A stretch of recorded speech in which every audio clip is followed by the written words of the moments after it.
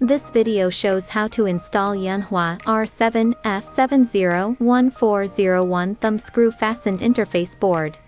1. Find the interface board installation area on the instrument according to the visual positioning mark on the interface board. Then remove the 2 screws on the instrument panel.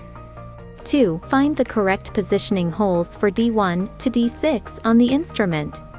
3. Align the interface board with the screw fastener holes and D5-D6 positioning points.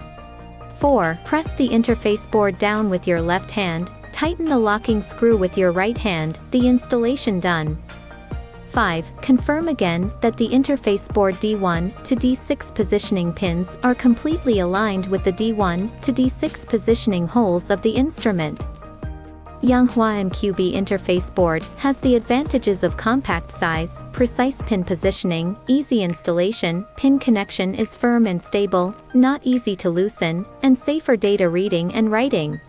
Thank you for watching.